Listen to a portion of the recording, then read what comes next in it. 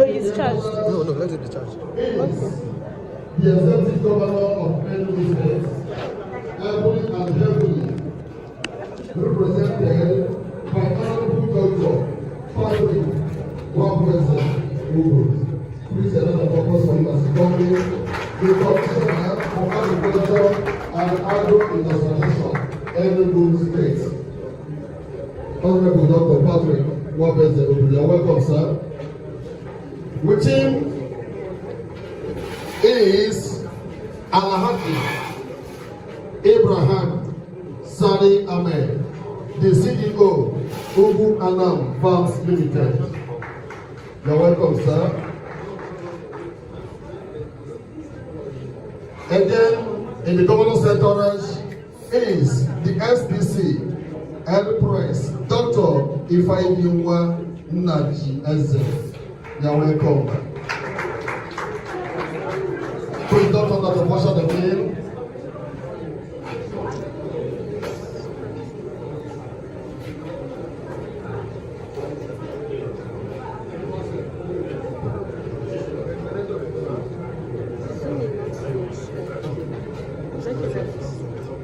No, I'm saying it's not too much, like to reduce the start to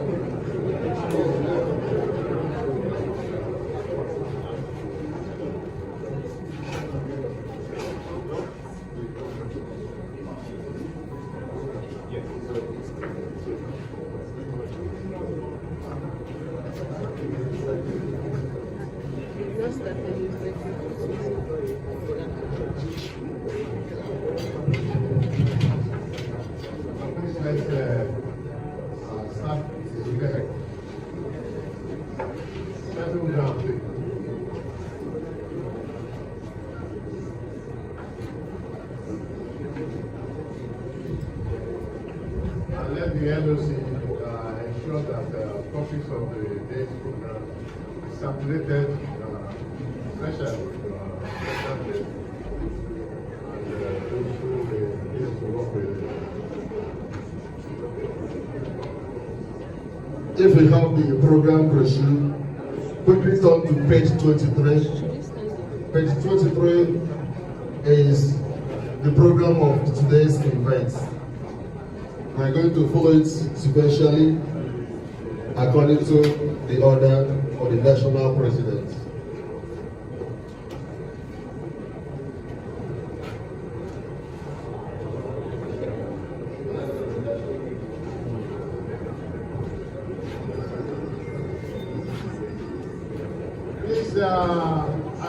As it is traditional for in all Nigerian School of Management chartered programs, it is very, very important that we observe our opening formalities. And the opening formalities shall take this order. We begin with the national prayer, which is the third stanza of the national anthem. And we'll proceed to reciting the national pledge. And then for those of us who are members of the institute, we shall reaffirm our code of conduct. However, if by chance a non-member happens to reside with us, it means that he has resolved to join us, and then the LOC should just give the person form immediately. So shall we be upstanding to go through all of this?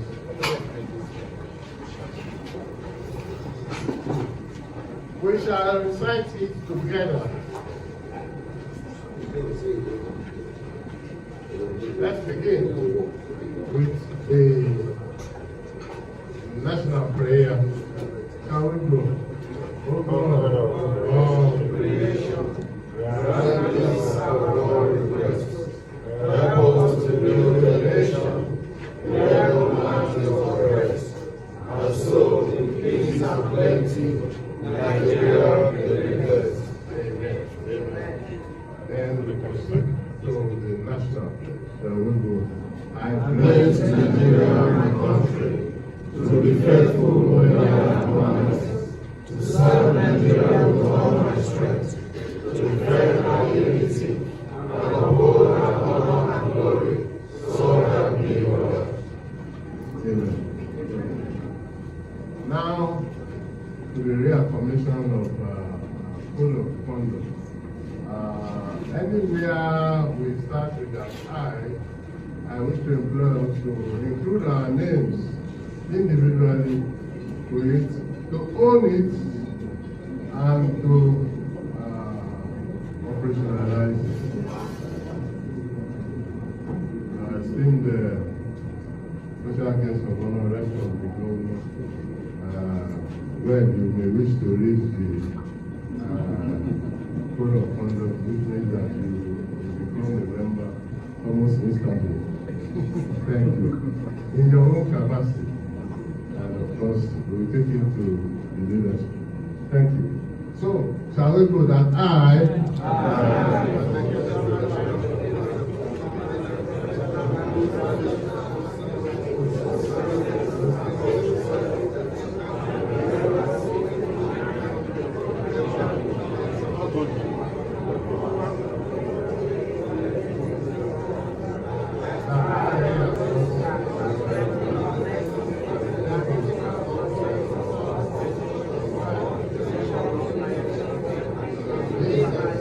you.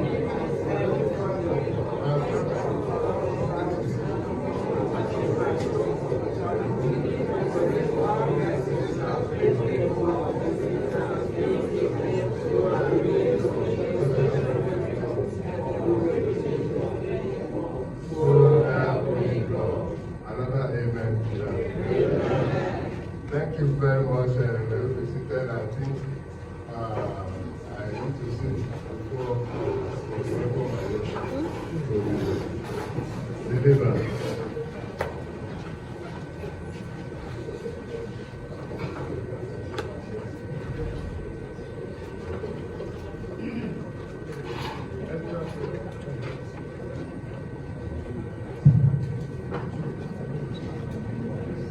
Please, let's do a grace. The business of the day is a summit.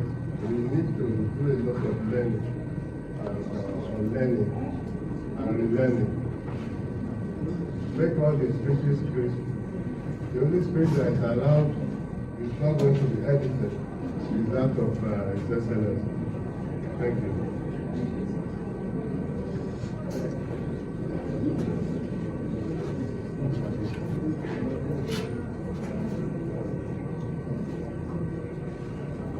Where is the speech maker?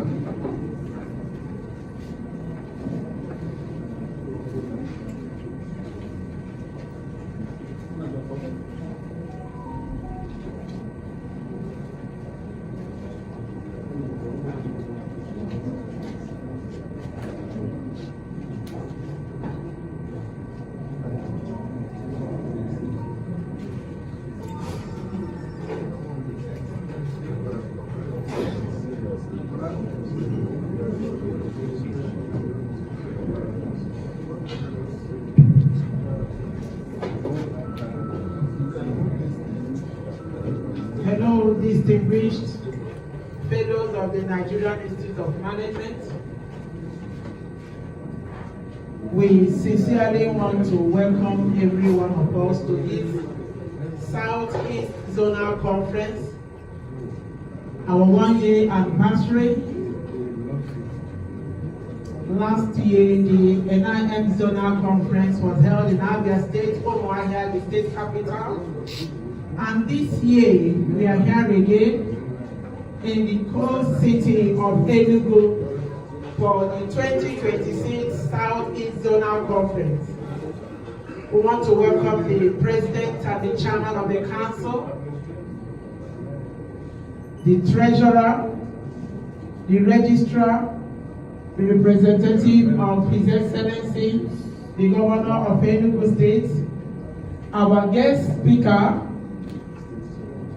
and all his entourage, our distinguished fellows, and all the members of this noble institute.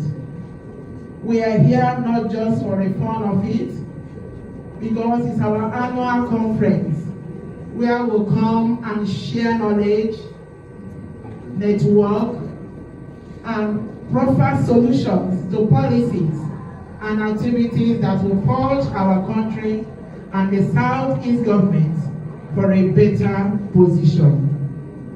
On that note, I want to call on the LOC chairman to come and give us a first welcome address before the zonal chairman, and we will run it out from there. Thank you, Mr. President.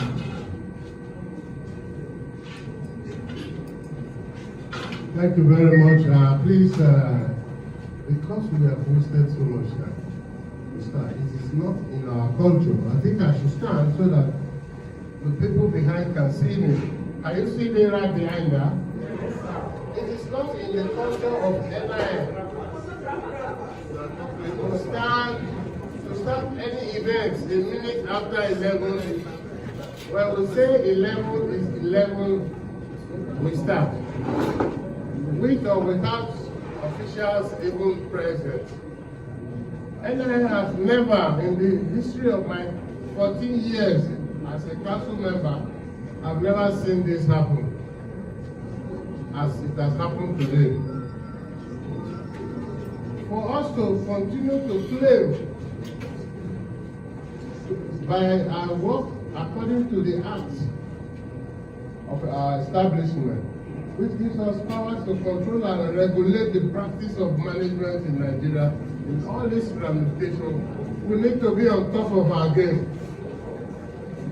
Please, less noise and less talking. We need to imbibe this. So, as the President and Chairman of Council, veto all those speeches And then we go straight to the business of the day, which is the President's opening statement. It's going to be a statement, and it's not going to be long. Distinguished special guest of honor, representative of the governor, of the executive governor of the Enugu state. First of all, thank you, sir, for patience, because I learned that you've been here quite early to be here for the program. For you to still remain here, it shows the concern and love that the government has for the art and practice of management. We are indeed very sorry. It's not in our culture in any way for us to start events 10 minutes is too late after the event. And that's what we've been noted for. Having said that, all other aspects of this program are so direct the zonal chairman and the zonal chairman, you need to take charge of this event properly. To make it very brief, we would like to see more of the academic aspects of what we have done so that we can derive the maximum benefits. People have traveled from all the 5 states that represents the Southeast, and some people have come from outside the zone to celebrate with us. Some have come from as far as Niger State. The Niger State branch chairman is here to celebrate with you.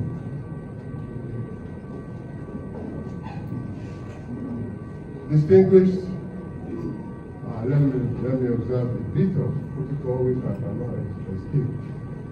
The National Treasurer, person of Business Clara Islomo, Kerry, FNI, Registrar Chief Executive, Mrs. Taiwo Ghanaian, Olushesi, PhD, MNI, FCIs.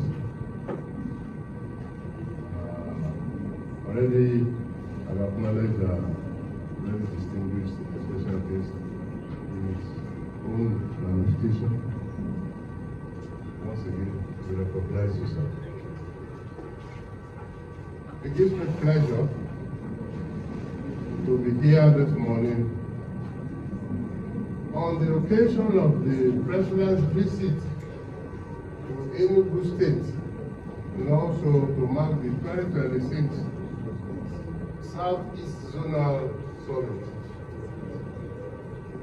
Indeed, this summit marks the end of all the zonal summits in all the 6 zones of the Federation, because we line up according to the geopolitical zones as well. Only last week, we ended that of the Northwest, which was held in Zaria, which was highly successful.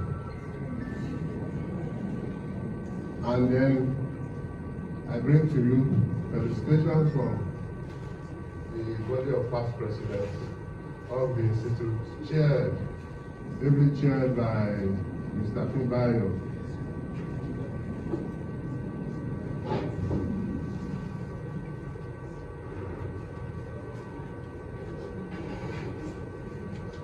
So we are happy to see you all gathered here this morning, and we believe that the purpose of us gathering here, one is to renew and invigorate our knowledge, and for that reason we have invited very important dignitaries, one of which is the executive governor of the state, who is ably represented here this morning, and they will deliver a speech, of course. us to listen to the messaging, for us to learn from our guest speakers that have been put together. And incidentally, the Southeast has a very rich knowledge base, academic institutions. So we have drawn quite a number of very high-level academicians from there. In this one, we have at least that I know up to 9 or 12 professors in our midst as we sit this morning. NIM is blazing the trail, and we are glad that you are organic to the success of the Institute. The Institute in itself has striven to internationalize itself. And I'm pleased to announce to this forum that towards the end of last year, the Institute incorporated its UK and Ireland chapter.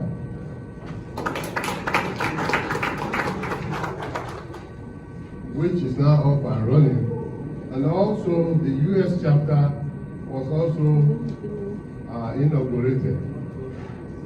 So for the purpose of those who want to Japa or you find NIM anywhere you run to.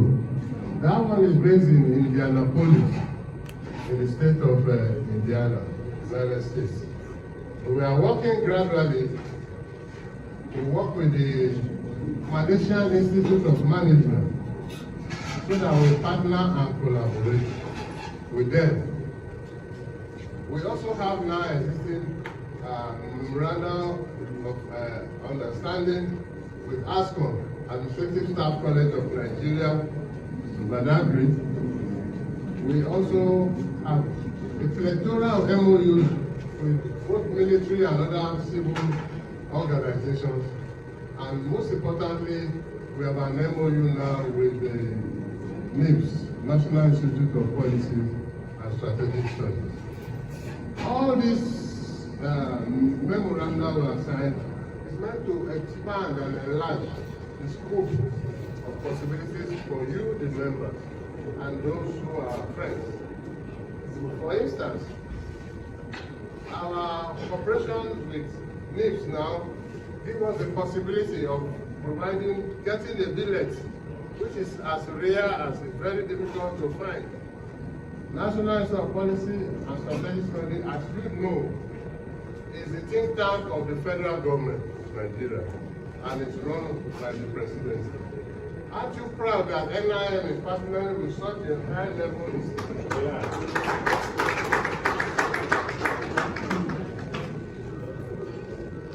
Thank you, despite the lateness of travel. We want to tell you that we are here for you. NIM this year is turning 65. Because we were established in 1961.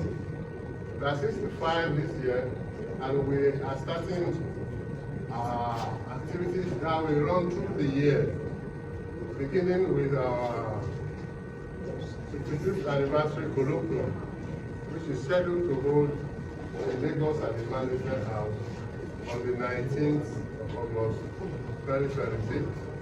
On the 20th of August, the spouses the fellows and awards and spouses day will take place in Lagos at the Harbour Point, where we intend to award great members with fellowships of the Institute. And in the evening of the same day, we shall be having the 65th anniversary dinner and awards, where we will recognize all our past presidents, corporate members, etc. So finally, I want to reassure you that the NIM has positioned itself in a manner that it has become very visible. And I want to tell you that in this fellowship that we are doing next week, there are 2 service chiefs, military service chiefs, who will be upgraded to fellow of the institute next week. I won't tell you which of the services, but you know there are 3 major services, so you can do the maths and the permutations. If services chief who are holding that position are seeking in the institute, it shows that we are visible enough. And please, wherever we are working, let's tangibilize the institute. Because most times you meet people who are members, they don't wear their lapel, they don't wear anything. They are so ashamed of the institute and they are always complaining about it. That is not the right attitude. You must be proud. Let your work show. Let your attitude show. Let people recognize you. Let people ask questions. Who is this lady? Who is this man? And they say, an NIS person. They say, no wonder. That's the way you market yourself. So, without wasting further time, let me once again thank our distinguished special guests for being here this morning for the opening ceremonies. The guest speakers at the various levels, the zonal officers, chairman, LSC, I want to congratulate you. Despite the administration, it's not easy to run programs, but please stick to the rules. Less noise, please, less noise. Once again,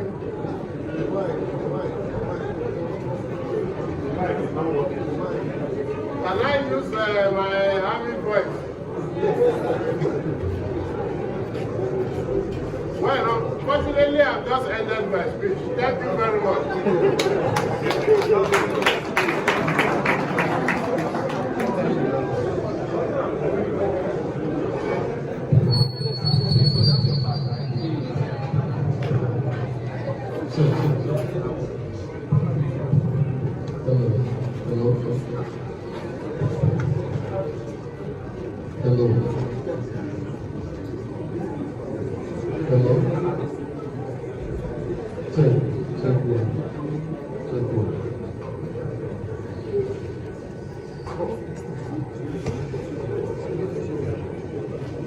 Thank you, the National President and the Chairman of Council, NIM Nigeria, Chartered. Thank you for this wonderful introduction. As we call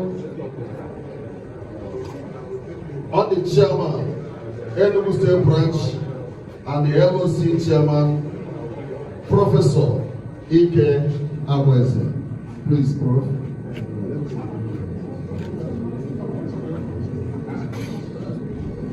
Please let me say this. We want to say welcome for being with us.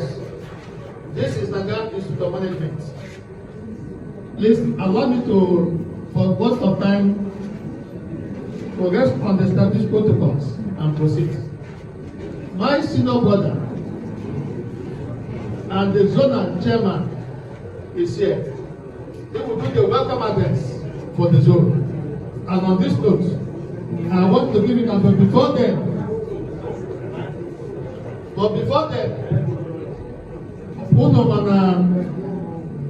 if you come to a person to Igbo land, the first thing you see will be the kola nut. And we have not presented the kola nut. Let us formally present the kola nut. After that, we we'll proceed. My President. Mr. President, Institute of Management Chartered,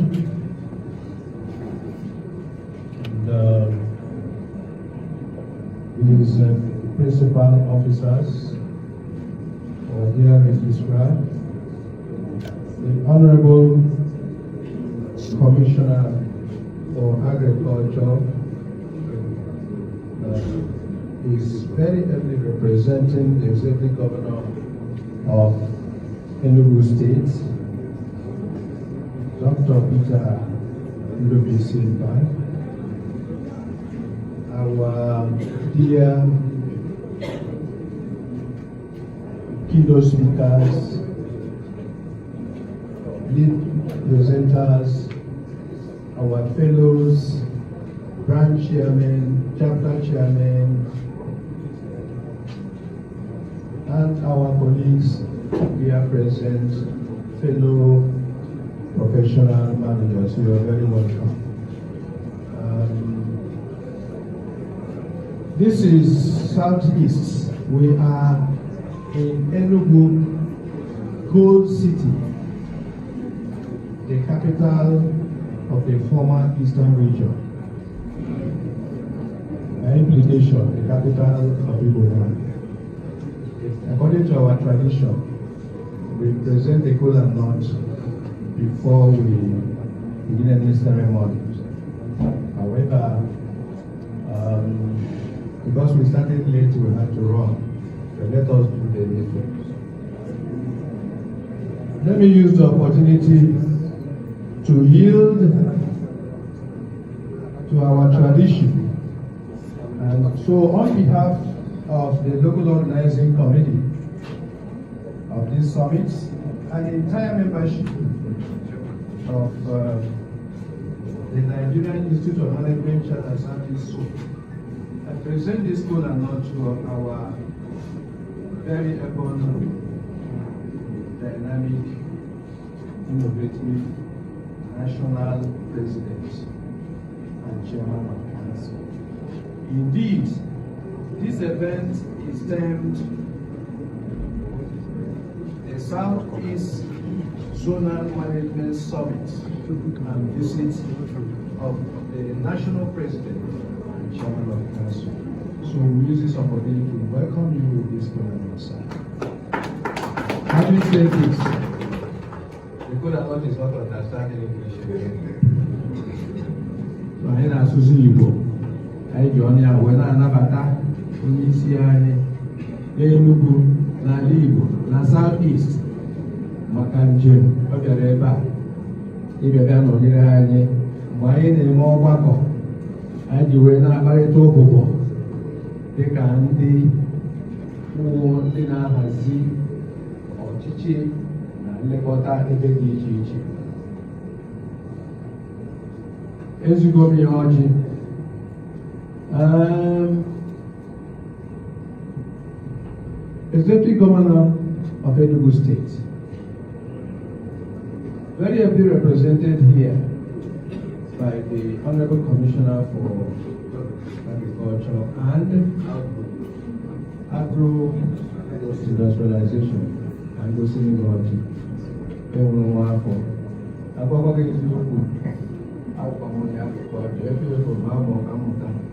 agriculture. So na-ezi nwaanyị ọjị ndị felo anyị ọkwụ na-akụgo ọjị ndị ga-agba anyị okwute ọkwụ na-akụgo ọjị ndị zonal chairman and past and present ọkwụ na-akụgo ọjị chapter chairman, branch chairman of Guna Fugoji, the niile of Guna Fugoji, Iko, hello, si chairman, Iko Jo, Ofu, Mwafo, Enugu, Mongebe and the Nambiwe and Eva, Agora and Georgia, or only Chinichi, they were.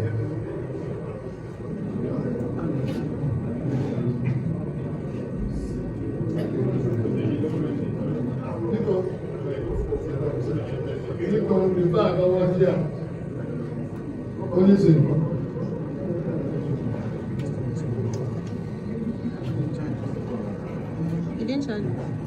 Let's manage it. This is our own. It's our own definition. It's our own definition. It's one. Let's go to the. Let somebody take over for the police.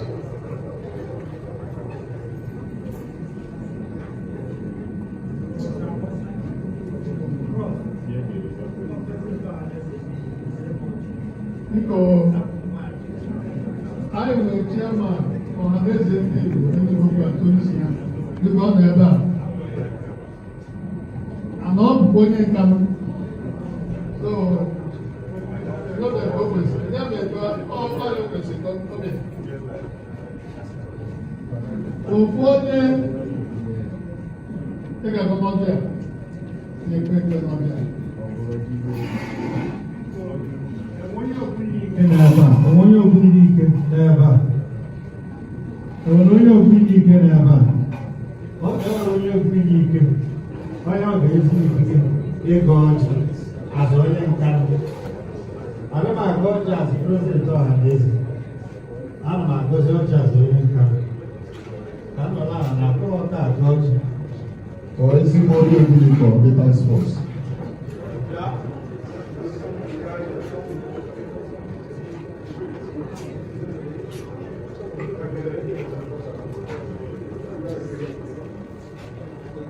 Biko, ego gọvanọ anyị ọjị. Ọ bụghị ego ndị kwesịrị inye ọjị. Biko, ndị Igbo si na ọjị zụrụ ịma na mgbe adụrọ. Ndị wetara ọjị a ga-eji lụkọ obodo ha. N'ihi na oge na-agazi kwapụ kwapụ. Ana m asị na anyị ekpee n'aha Chukwu Okike abịa. Ana m asị biko na ala Igbo ga-adị na taata abịalụ South East Zonal Summit, South East Zonal Management Summit, the National of Management. Na ọ ga-adịrị na anyị mma asị na ọ ga-adịrị Naijiria mma. Ihe ọbụla anyị tinyere aka ọ gara aga n'iru. Onye anyị na-achụ bụ ndị na-aka ọsịna anyị si sekuriti, anyị ga-ejide ha.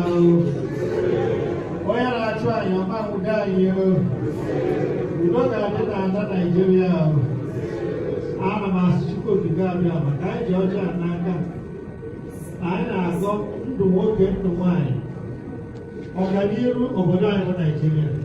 Wee na-asị na gọvanọ Enugu steeti anyị nọ na bịa anyị na-atịkwa wee na-ekpela wee na-asị na ọ ga-adịrị ya na mma. Wee na-asị biko anyị mara gọ ya dị mma ya mara ada dị mma. Anyị na-asị ka ndị Igbo na kịta anyị na-agba mbọ. Anyị na-asị ka ndị Naijiria na kịta anyị na-agba mbọ ka manejimenti anyị na-aga n'ihu. Na anyị na-asị ihe ọbụla anyị tinyere aka lekshọn niile a ga-eme taata, nkụzi niile a ga-akụzi taata, na ọ ga-amụta anyị ga-esi na ya mụta ihe ga-ebulite Naijiria elu wee mee ka ọ dịrị anyị chọrọ mma. Etu a nwere ka ọ ga-adị n'aha ndị elu na ndị a na ekele nke ma gbala nza aza m ụlọ. Agbala nza.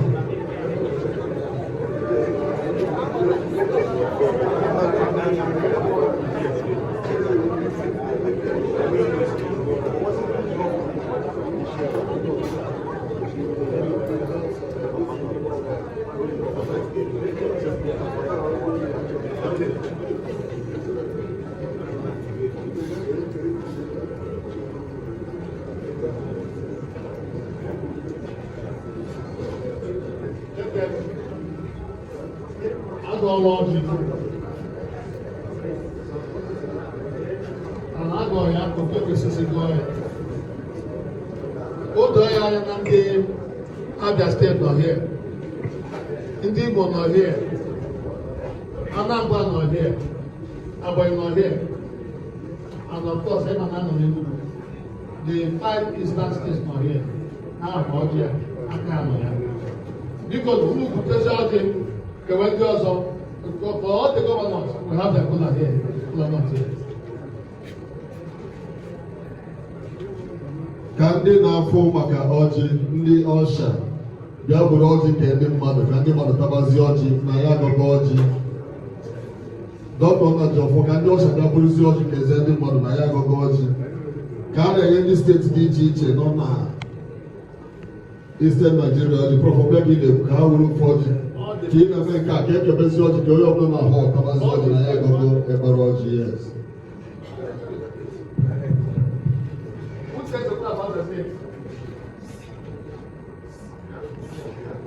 My national president, sir, please permit me to recognize this dignity that just walked in here. Just hold on, please. with due respect to the dignitaries who want to that, because while the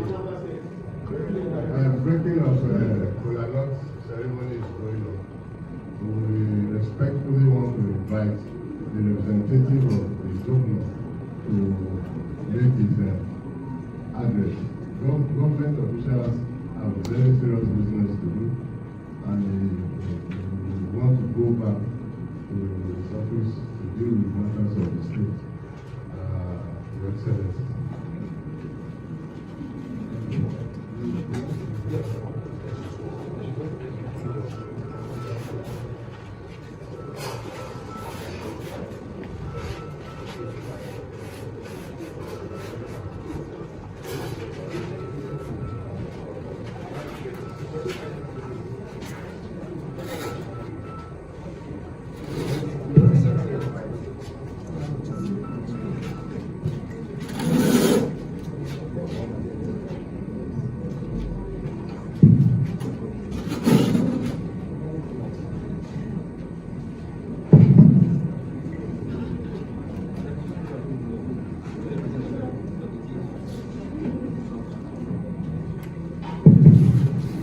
Thank you.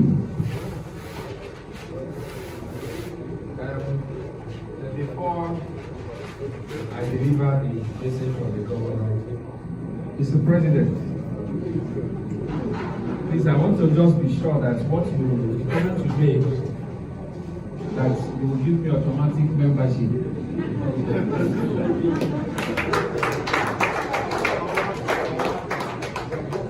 Commodore Abimbola Ayuba, retired President and Chairman of Council of Nigeria Institute of Management, Chartered. The National Treasurer, Mrs. Clara Ijoma Okere. The Registrar and Chief Executive, Mrs. Taiwo Gania. The Southeast Zonal Chairman, Professor Jude A.G.K. Njoko. The State Chairman, Professor E.K. Agweze, my friend. Our good friend, and obviously Anna Awadi for today's event. Alhaji Friday Saninat, CEO, Uguanama Farms. The SPC, our press, Dr. Ifeyinwa Nadeze, members of NIN, the members of the press, distinguished ladies and gentlemen. It is an honor to represent His Excellency, the Executive Governor of Enugu State, Dr. Peter Kibisemba, as a special guest at this Southeast Zonal Summit of the Nigeria Institute of Management, Chartered. I bring you His Excellency's warm greetings and appreciation to the leadership of the Institute for this invitation. Thank you. Let me first congratulate the Nigeria Institute of Management, Chartered, on an impressive 65 years of service to the management profession and to Nigeria. Since its establishment in 1961, the Institute has remained committed to building management capacity through professional training, continuing education, and youth and entrepreneurship initiative, while providing a valuable platform for professionals, policymakers, and other stakeholders to exchange ideas, valued ideas, and engage on issues affecting our economy and, most importantly, the Southeast region and other regions where these institutes exist. This is a remarkable contribution to the development of Nigeria and certainly worthy of celebration. I particularly commend the Southeast Zone for keeping this conversation alive. Your annual Zonal Summit and workshop have provided platform for professionals, academics, policymakers, and other stakeholders to examine issues affecting our nation, affecting our economy, and even our rural society. After 65 years of managing institutions, the question before all of us today is, what kind of institution must we build for the next 65 years? Because 65 years has passed and we're celebrating. Now, ahead of us is the next 65 years. What kind of institution are we going to build? The Southeast is blessed with exceptional human capital, entrepreneurial energy, and innovation capacity. Our challenge is not a shortage of talent. Our challenge is how to organize the talent into institutions, businesses, into systems capable of producing prosperity at scale. This is a conversation that resonates strongly with what we are doing in Enugu State under the leadership of His Excellency Dr. Peter Inubesemba. Consistently, this is where the Nigerian Institute of Management has an important role to play. As we deliberate today, I encourage us to ask, what should remain? What must change? And what must we build differently? These are questions that we are already confronting in Enugu State under the leadership of His Excellency Dr. Peter Inubesemba. It is a reflection of a governance philosophy anchored on disruptive innovation. I want to thank the organizers for this summit and also congratulate the distinguished award recipients, particularly our very own Alhaji Friday Nnaji, and other recipients, whose recognition reflects his contribution to the development of our state and his commitment to excellence. We are pleased to see his efforts recognized on this platform, and we will consider this an honor. Here in Enugu State, we build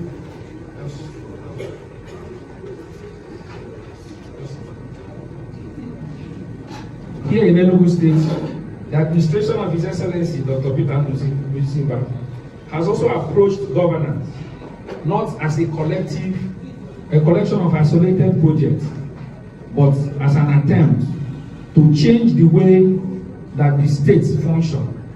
At the heart of this approach is what His Excellency has described, like I mentioned before, disruptive innovation.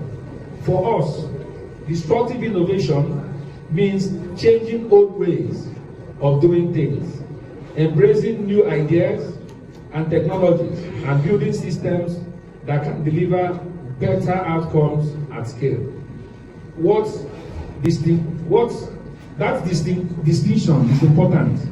A new road is infrastructure, but a road that opens up a previously inaccessible community to market, school, hospital, investment is an economic system. A new school is a building, but a smart school equipped to prepare children for a technology-driven economy is a human capital system.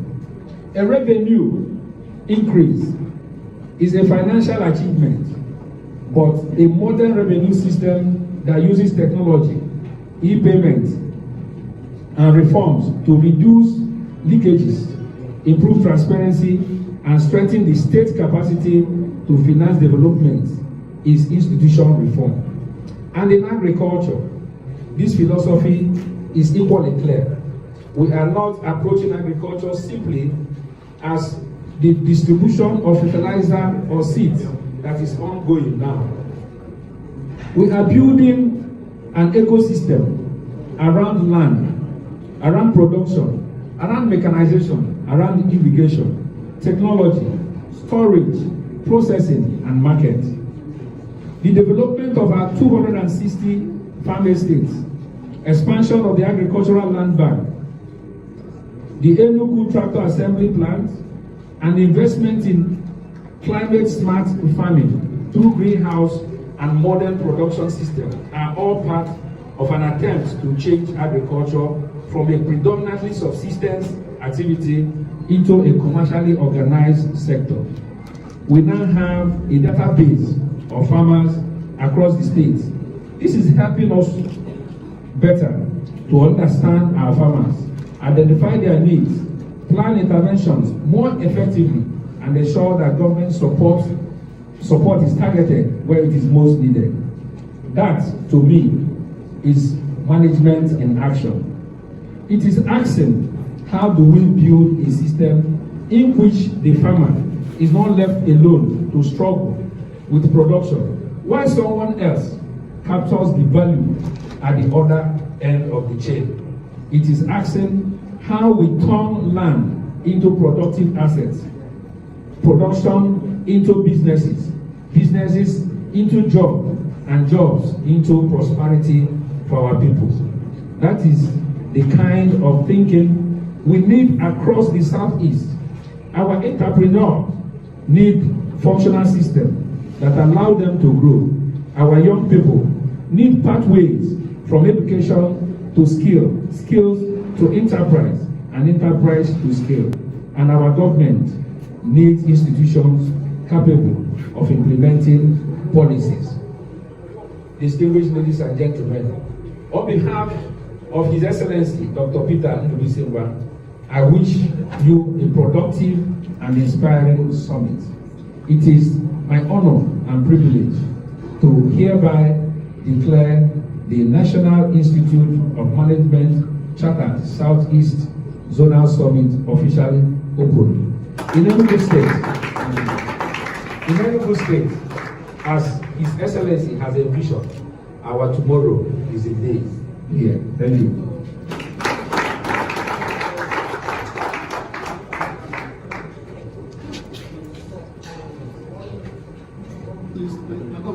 His Excellency, sir, before you walk back, we want to invite the national president, the registrar, the zonal chairman, and the LLC chairman to give a token, a handshake to the Enugu State governor, my president, sir.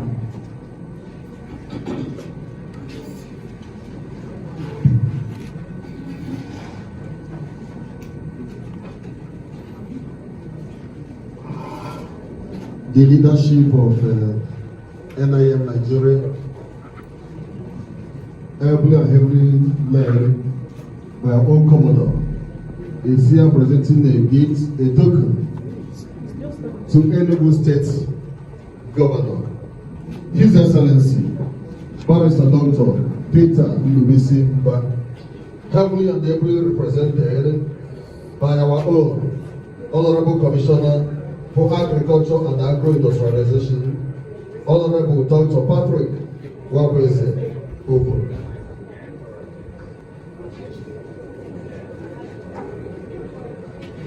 Your Excellency, on behalf of the Institute of Management Chartered and the zonal officials, we are pleased to present this to you as a memento that you were here to celebrate with us and to flag up our events. Thank you very much.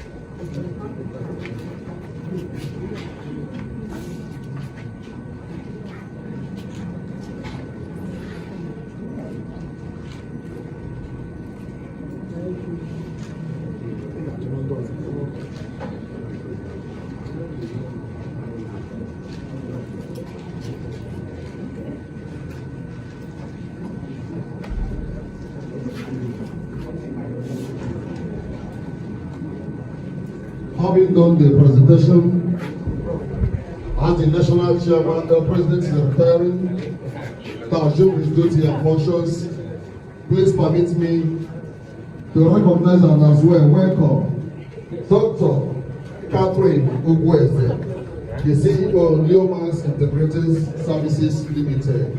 She's here. Please an applause for her, please. It is very permitted again to recognize and as well welcome to the program Dr. Sere Nnamchi, the Deputy Chairman, Isuzo, Local Government Area of Enugu State. You're welcome, Deputy Chairman. And now, applause for you, please. And permit me again to welcome our own traditional ruler of Umbrowo, every represented by the General, the PG, President General of Umbrowo, Mr. Ugochukwu Nnamchi. Please, you're welcome. You're welcome, please. You're welcome.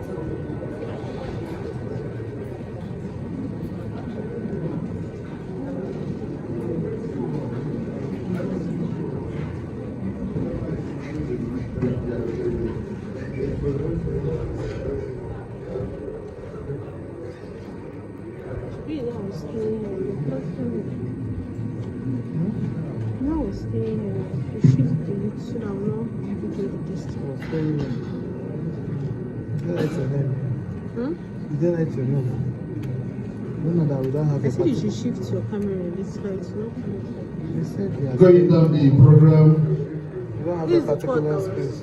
and I'm directed by the You don't have a national particular president. spot here. Please permit me to introduce and as well welcome the keynote address to please do the formal opening. Therefore, I am calling on Dr. Kelechi Anosike to please come up for the keynote address.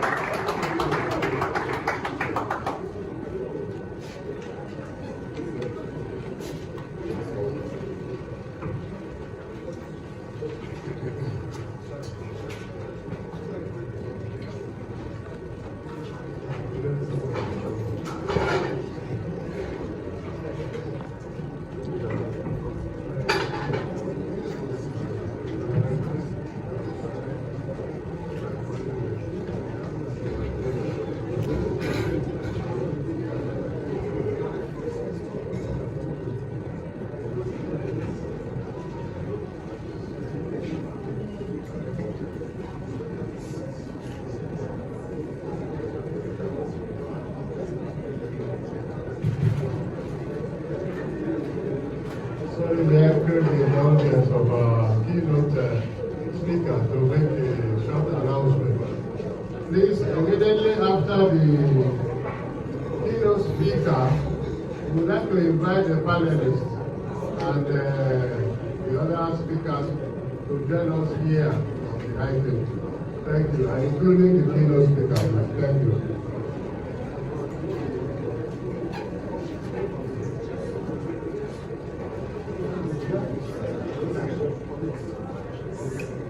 Let me tell you. How you doing? Good to see you.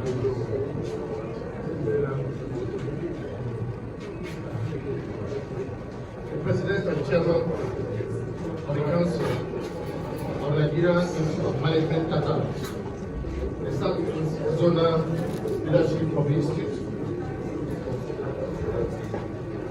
some government representatives are present, leadership of the Southeast Growth Commission who are here, captains of industry, traditional rulers, members of the Caribbean, public policy experts, development partners, ladies and gentlemen.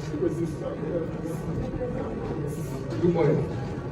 I consider it a rare privilege and profound honor to stand before this distinguished gathering at a defining moment in the history of our region and indeed our country. We are assembled here not merely to commemorate an institutional milestone, but to interrogate its civilizational question. Today, the Southeast stands before history with serious questions. Can a region known for extraordinary entrepreneurial success also become a model of institutional excellence and governance innovation? That is when I settle down, no more service of anything. This is one of the main reasons why we are here. The keynote speech is being recorded. Since all this shuffling around, please let it stop. I will try the local organizing committee to please do the needful. Thank you. Sorry. As we celebrate 65 years of the Nigerian Institute of Management Charter, we are not simply celebrating longevity. We are celebrating ideas. We are celebrating professional discipline. We are celebrating relevance. We are celebrating management as the invisible architecture of civilization. You see, management is leadership. Management is governance. Management is development. Management is nation building. You will agree with me that the difference between prosperity and poverty in many societies is a function of the difference between managed systems and unmanaged systems. In everything we do, we see management. Governance is beyond politics. Governance is management. Because governance itself is management. Economic transformation is also management. Security coordination is management. Regional competitiveness is management. Public trust is management. And where management collapses, institution weakens. But where management is strengthened, the institution rebounds. And that's essentially why we're here. To reimagine the revitalization of institutions in our region, to make them strong and effective. The Southeast paradox, you hear about our exploit in business, our exploit in sports, in sciences, our exploits in entrepreneurship, but it has not translated into workable, tested systems and institutions. And that's what scholars call the Southeast paradox. Yeah, they've done well individually, but collectively, is there a workable system or institution in their region?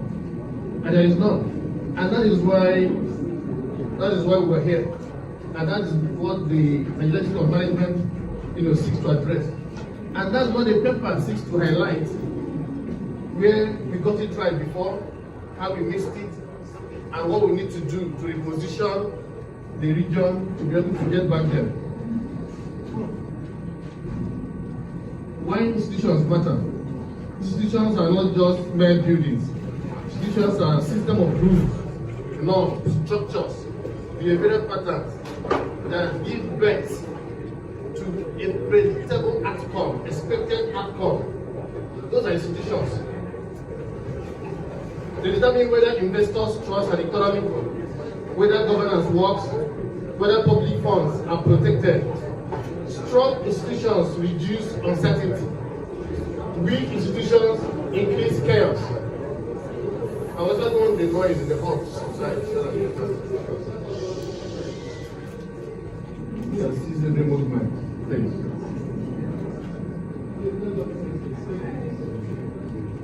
We cannot build globally competing vision through improvisation. We cannot industrialize through sentiments. We cannot achieve regional prosperity through too fragmented planning. What we need is institutional intentionality. Then the Southeast development question. The world is not in doubt that the Southeast possesses talent, unbeatable, well-gifted people. The evidence is overwhelming. We have human capital, we have entrepreneurial energy, we have global diaspora networks, we have financial resources, youthful dynamism, strong market culture. But the real question now is, why has enormous private success not translated into equivalent regional transformation? Why has entrepreneurial success not produced stronger regional industrialization? Why do our brightest minds succeed globally but struggle to transform governance locally? Why are we globally respected economically, yet regionally fragmented institutionally? This is a real crisis.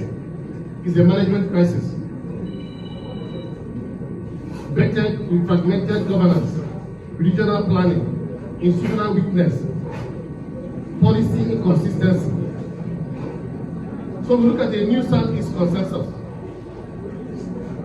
Institutional excellence, regional cooperation, governance innovation, entrepreneurial scale, youth productivity, merit-based leadership. We must move from hustle to systems. You know, our people have this, say we are hustling. You know, hustling is a kind of improvisation. So the paper is saying that if you translate from hustling to systems, a program system, a coordinated activity. So what's the role of the Nigerian Institute of Management? NIM must no longer be seen merely as a professional association giving certificates. It must become a strategic governance partner in regional transformation. So the paper is saying that they need to translate from just being a professional association to a strategic partner with government to ensure transformation in the region. The central argument of this paper: the future competitiveness of the Southeast depends on its ability to build strong institutions of governance and entrepreneurship rooted in management excellence. This requires new institutions, governance reforms, regional coordination, entrepreneurial formalization, leadership transformation, youth development, educational reforms, civil service modernization. Above all, a deliberate culture of management excellence. You know, vision for this generation is, was there a time that Southeast got it right before? The answer is yes.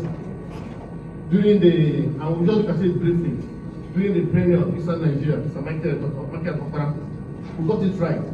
But we look at why we lost it. Just look at a few examples. No region can design its future without understanding its history. Nations and regions that ignore their developmental memory often repeat their mistakes. And so before we discuss the future of governance and entrepreneurship in the Southeast, we must ask an important historical question. Was there ever a time when the Southeast possessed strong developmental institutions? The answer is yes. In fact, there was a time when the old Eastern region represented one of the most ambitious experiments in development planning in post-colonial Africa. The records are there.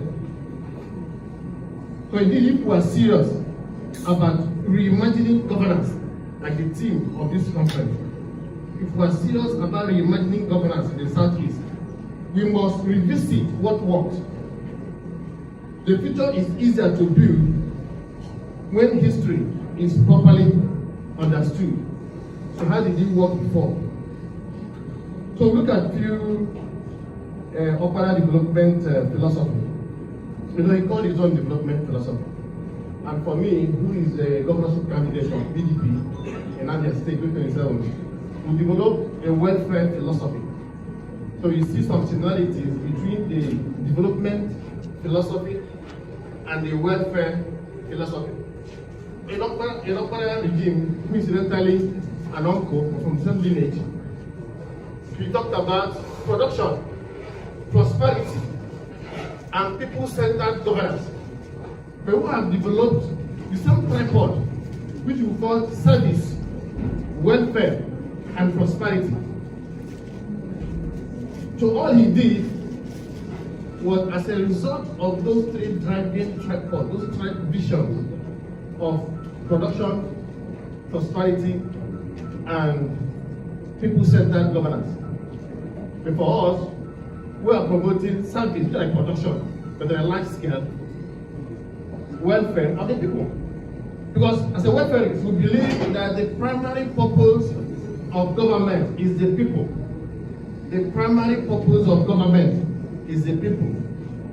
The government exists because of the people. So the first thing government does is to take care of the people. And that's why our slogan is, the people first, then Abia always.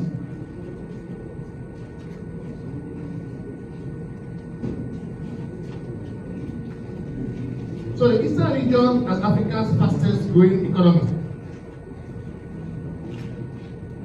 No region becomes prosperous by consuming more than it produces. The Southeast must return to productivity. We must move from import dependence to industrial competitiveness. A conscious effort must be made to start producing some of those items that we bought. A conscious effort. If we're still importing toothpick, for instance, a conscious effort must be made.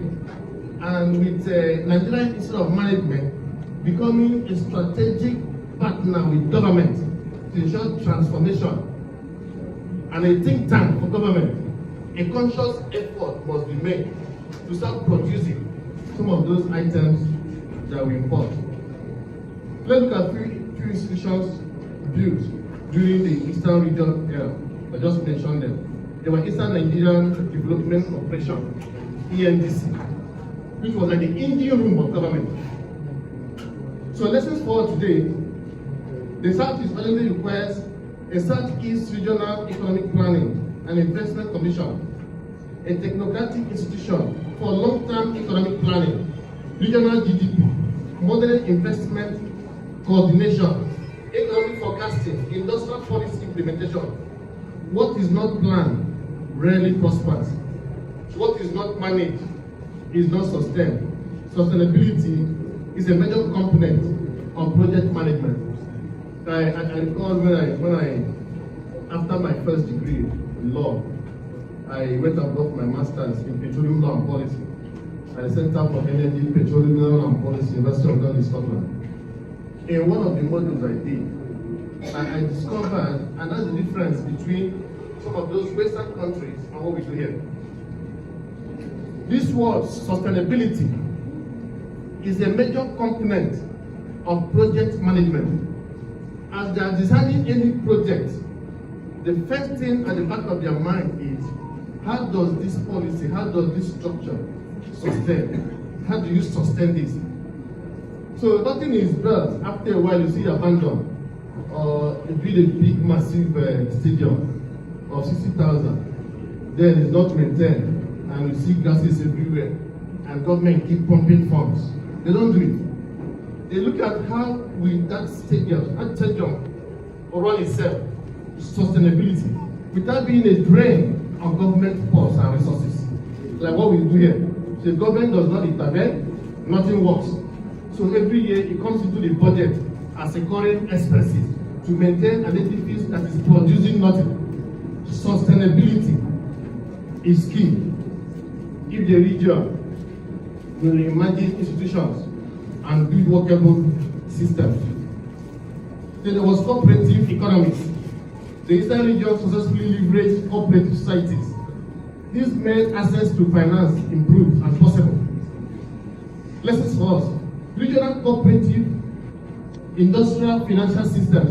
If you really want to help people, and that's why I don't understand, with the massive funds coming into some states, the total disregard of people's welfare, citizens' welfare. And there is just little you can do to grant microcredit facilities, SME grants, to enable small businesses thrive. And in that Okara era, it was done through cooperative societies. And you give them those funds, it revolves around the members. At the time, when they're looking for your small funds of 1 million, 500,000, 2 million, some small scale businesses to make their businesses move. But in this modern time, the government, some governments have completely abandoned the people. And nobody is giving grants to anyone to move his business forward. So we are telling them, as a welfareist, we need to revisit what worked. How were you able to lessen poverty in the system? It's shocking that when some states were getting 4 billion naira from FAC, it's about $6 million. More money moved in circulation. And now some of those states are getting 35, 40 billion, $25 million. There is more poverty in their states. Because the people have been completely ignored and neglected. So it's time to go back to the people, pursue their welfare. That is the primary objective of government. There was industrial development strategy. Led up by several industries came up. Golden Guinea breweries, ceramic industries, the glass manufacturing, textile, so many industries, so many came up. So many. So education expansion, then what went wrong? Yeah, the Civil War contributed why the system became dysfunctional. The Civil War contributed. Then the creation of states led to some fragmentation. Then we talk about leaders who basically play politics with zero knowledge of resource management. Those are what led to where we are today. And the system lost it. Nigeria was the discovery of oil. Nigeria gradually shifted from production economies to oil rent economies.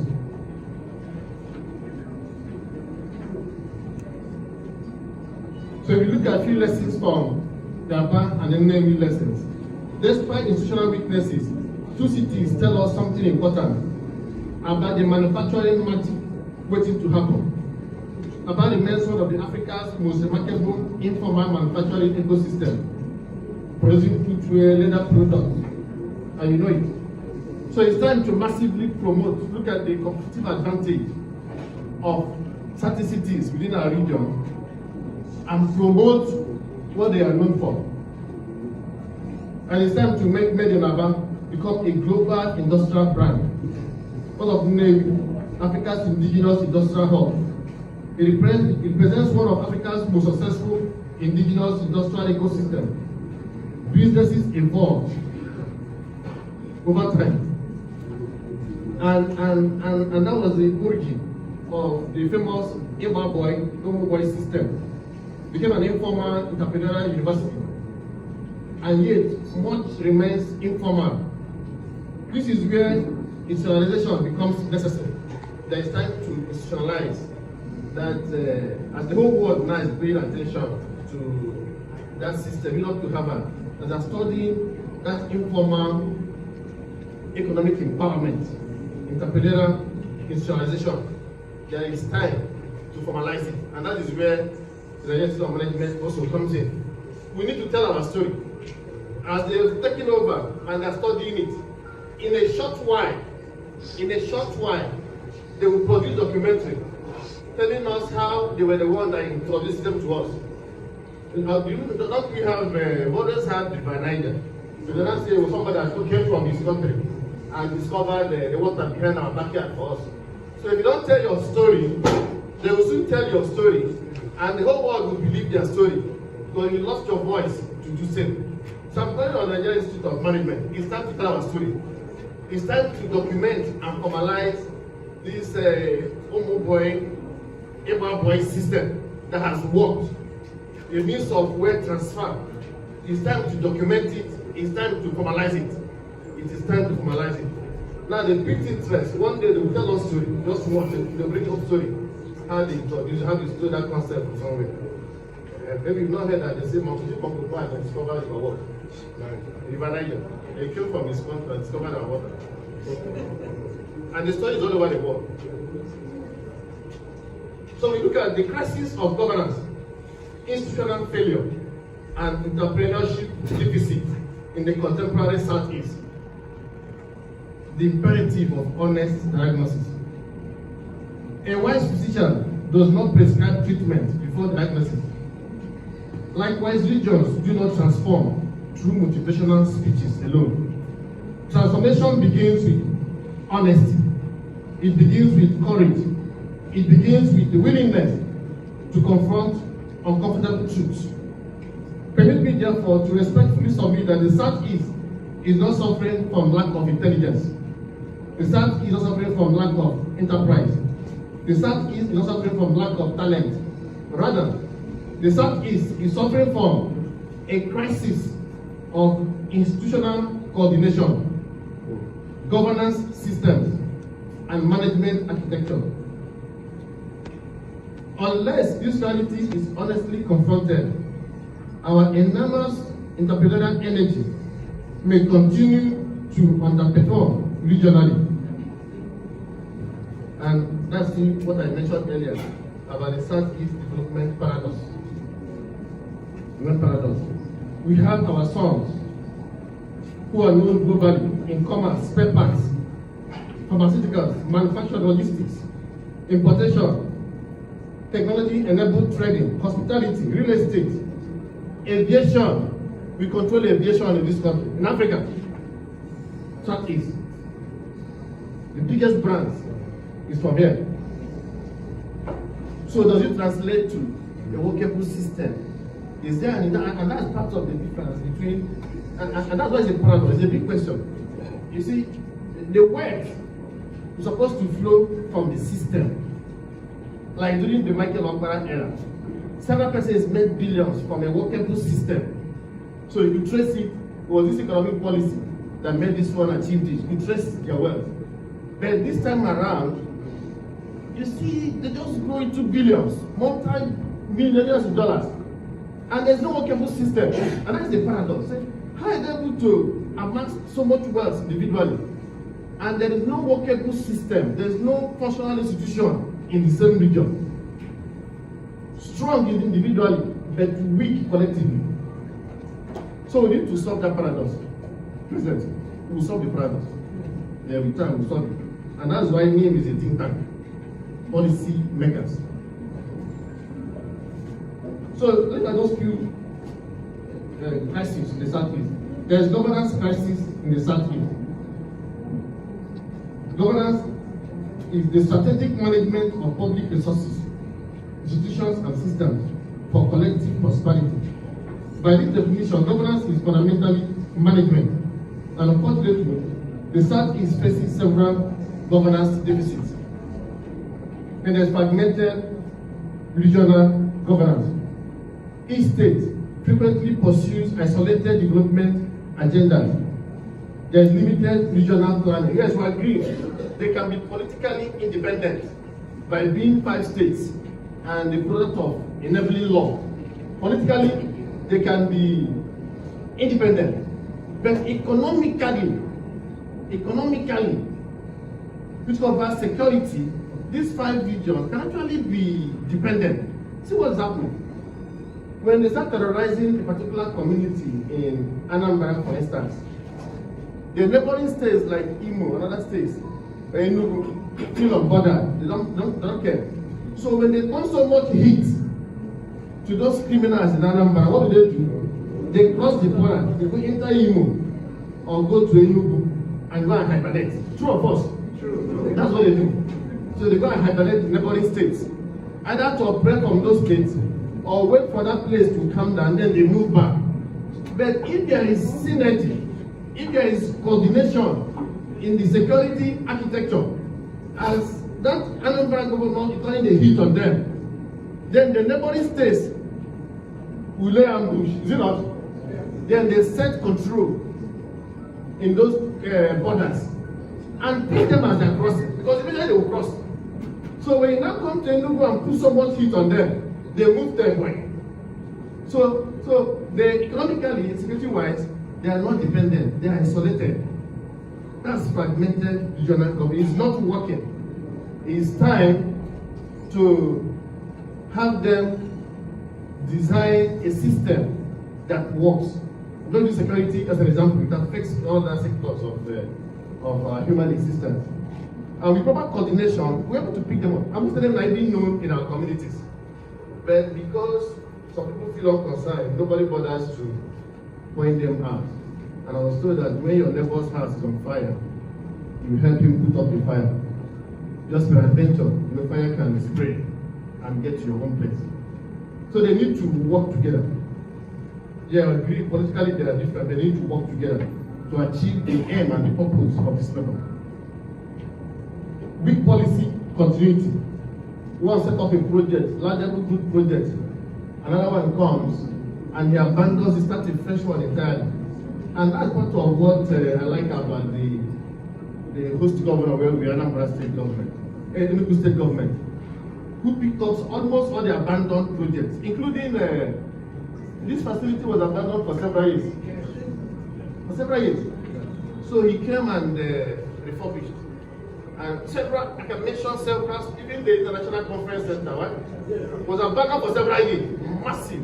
Look at what that place, the NBA used it last year for our annual general conference. Massive.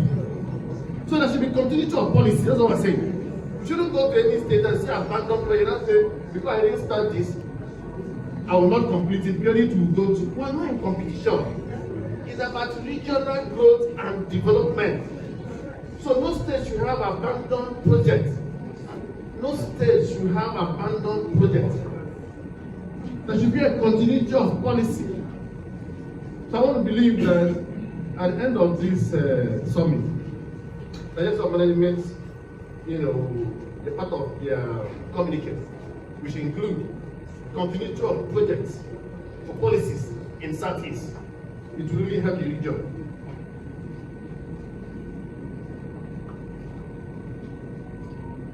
The Southeast should establish regional development continuity laws to protect strategic projects from political disruptions. Any project designated strategic regional priority should continue irrespective of political transition, change of power, civilization progress when institutions outlive elections.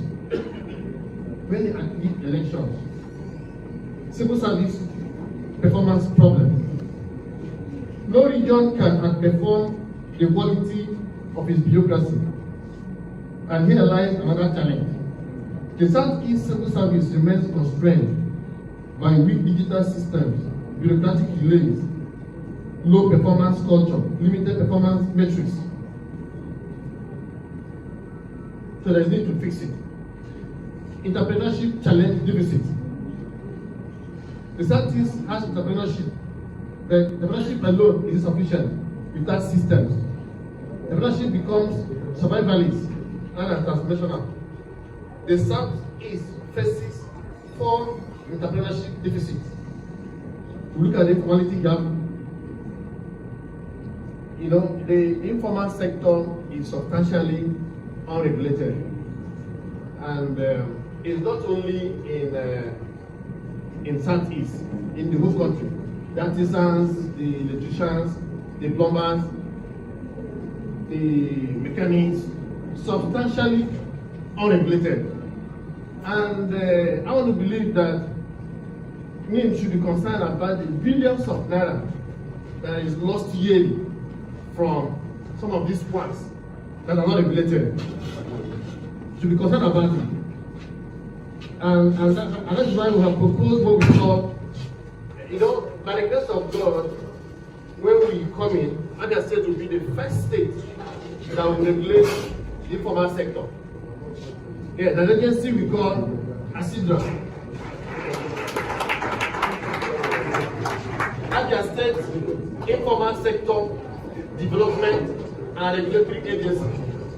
2 years ago, the Nigerian government wanted skilled personnel to come over, plumbers, electricians. No one in Nigeria took advantage of it. I'm not aware of any.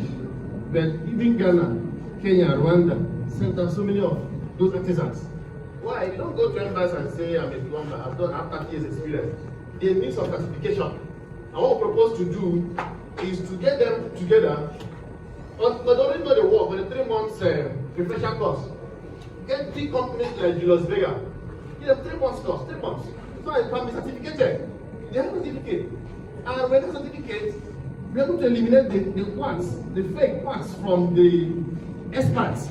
So if you don't start to patronize them, it's at your own risk. Then with that certificate, then they have value, they price well for their services. Money follows value. The more value you give, the more money you make. If you remain at the same value you create in whatever you are doing, from January to December, you end up with the same balance sheet. But the more value you create, you make more money. Your prices go up. And that's how the system works. So we'll be the first to regulate the informal sector and give them some sense of belonging and be able to regulate that system. There are a lot of quacks, causing havoc in the system. So that when next opportunity comes, they will have certificate from government licensed agency. Years back we used to have technical school, but they will keep it. How many federal technical schools do you still have? And that's the problem. So we just move to a completely certificate economy without the requisite skill and professionalism, and that's the problem. That's part of the major problem that I want this summit to look into and to correct. Then there is succession crisis. Most of those businesses, when the founder and the owner dies, the children, in most cases, are not able to sustain those businesses. In most cases. So after a period of time, the business goes down. And that's our story in the Southeast. I also want this summit to look into. I have this client of mine. I'm an energy lawyer, petroleum lawyer, and oil and gas expert. I have a particular client of mine that is into generation. There's a course. They went in Harvard. So the old man from India took his son. And my client said that there's a course that the one that attend in Harvard is about business, family business succession. So they went for that course. It was a 3 weeks course. The old man, then he was 85 years. 85. Then he took his son for that course. They finished, came back. About 6 years later, the old man passed at 91. But then his son has taken that business to a whole new height and level. Knowledge is available and accessible if you are open to it. So we also want the summit to look into the family succession crisis, where the owners die and the business crumble with time. Some of them are here, they leave those kids abroad in America and UK. And they only come back when their father has passed. Do you know how the money was made? You don't know what happens. So in a week or a month or 2 years, so without excess cash he has seen, the young man's lifestyle. I saw something, they say next of kin, so they pity the owner of the money. When he gets it to his hands, he doesn't know how he made it. He will blow it. That's what we tell every day. You can mention over 10, 15 of such cases. So we look at how those men will carry their children along to ensure succession, family succession. So quickly,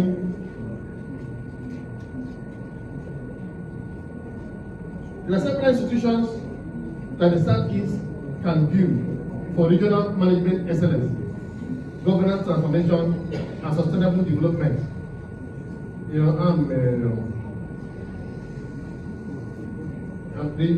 government has set up a Southeast Development Commission. But you look at the brochure you have, I listed several agencies they can create to serve one purpose or the other. But you see, if the Southeast Development Commission is up to its billion, then we will not have much problem. But the issue is they are barely 2 years old and already facing a panel of inquiry investigation at National Assembly to account how they squandered about 16 billion naira. That's part of the problem. It's supposed to be a replica of Eastern Nigerian Development Corporation.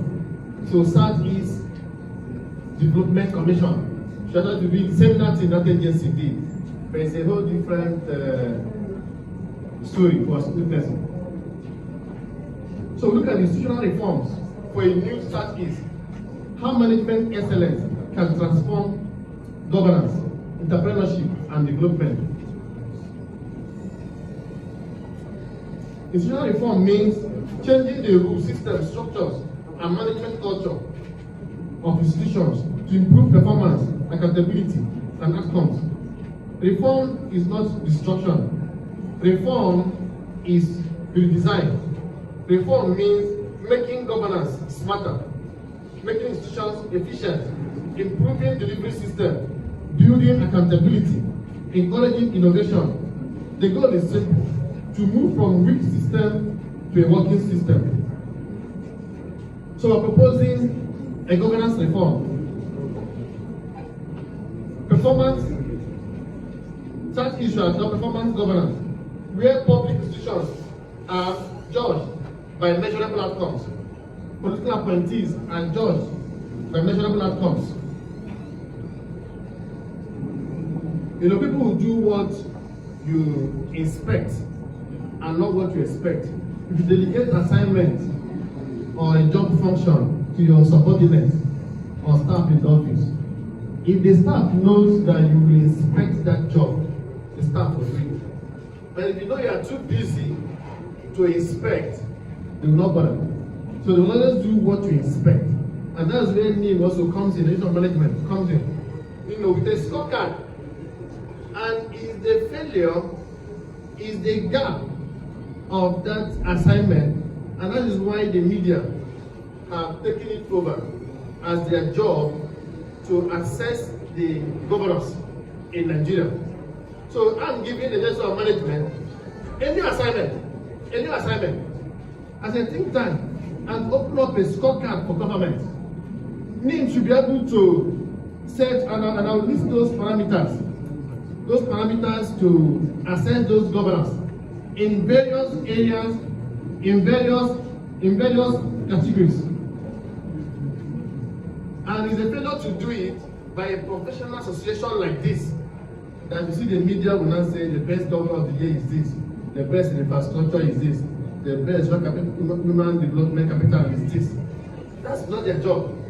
It's the job of a management professional institution like Nigeria Management that should be able to get that done for us, and it becomes a healthy competition among them.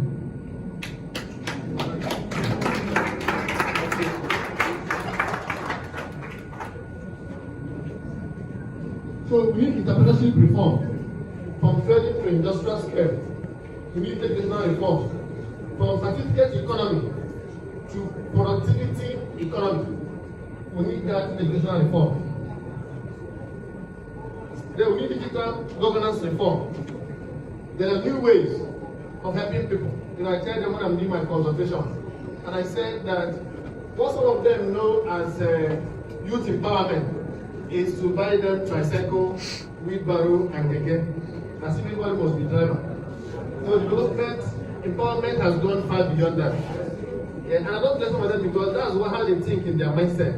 10 years ago, if you have a new Android phone, and you get it, so you want to transfer data, information from the old to the new. 10 years ago, you use a USB, right?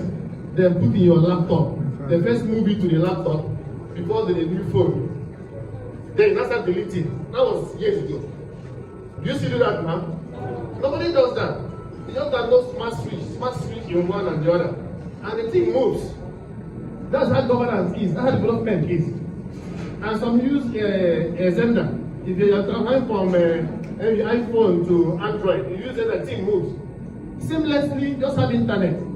So governance and youth empowerment is beyond tricycle, let's tell them beyond tricycle, wheelbarrow, and Okada. That we think of something else to help our children. So quickly, as I'm rounding up,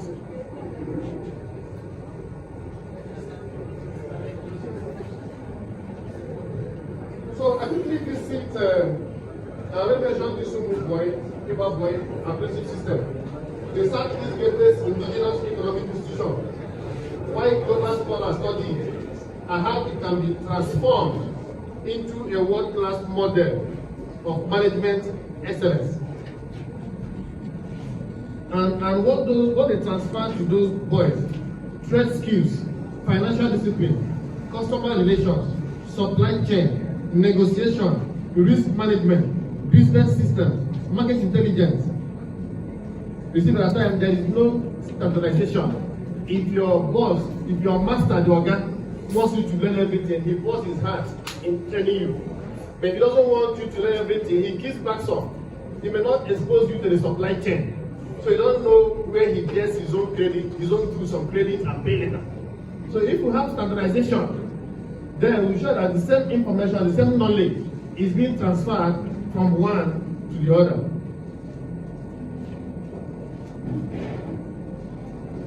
Let me quickly go to, as I end, I want to have a Southeast Commission. They've not, even though they're barely 2 years, it's too early to judge them. They were just appointed that they're already facing panel of inquiry over some 15 billion from the National Assembly in less than 2 years. So we hope they will be able to sit up and replicate what Eastern Nigeria Development Corporation did, for Southeast. And with the crop of men leading it, I know they will be able to do that. So we can move to Nigerian Institute of Management and Governance in the Southeast. From professional body to strategic architect of regional management excellence. I just need to 2-3 minutes about the core of this paper. You've done well so far, but there is more to be done. Politics may win elections, but management delivers development.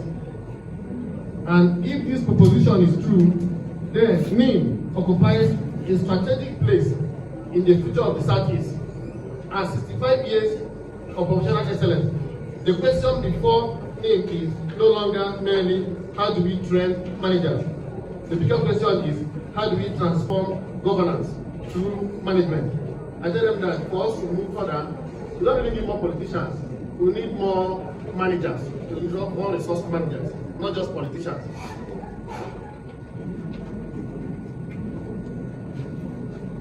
So I just list them out. The expanded role of the Nigerian Institute of Management in Southeast governance. One is NIM as a Southeast governance think tank, which I also heard from the president's opening remark.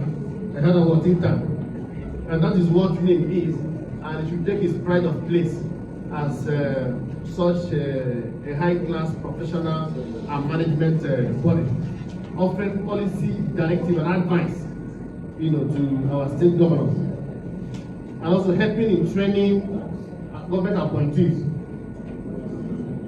Then Southeast Governance Report Card, I mentioned it earlier, where we give them award based on their performance and so on. As I mentioned those metrics that we can use to assess those governors. The thing there is when you start it, before you know it, they will key into it. Those metrics include the ease of doing business in their state, infrastructure delivery, public service efficiency, fiscal responsibility, educational performance, security innovation, youth empowerment, investment attraction, digital governance. If you have done this security innovation, I can assure you that the Enugu state governor would have won it. Now, of course, watched about 2-3 months back the digital cameras and the control station room they launched in the Enugu state. How many people watched it? Every street, every corner, every traffic light is covered. In fact, this building, even as we are here, this building is under surveillance in that situation room, control room. That's a serious strategic security innovation. If I come up with that, they would have just won it clean, without any dispute with anyone.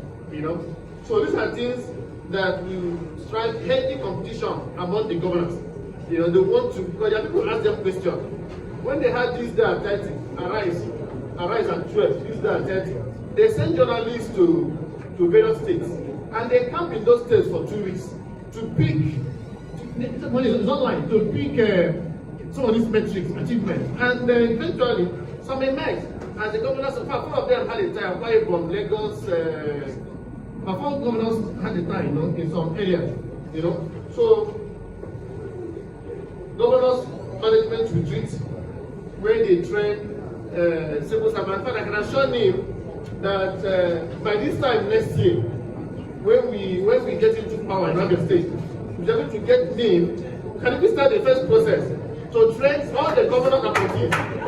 Yes.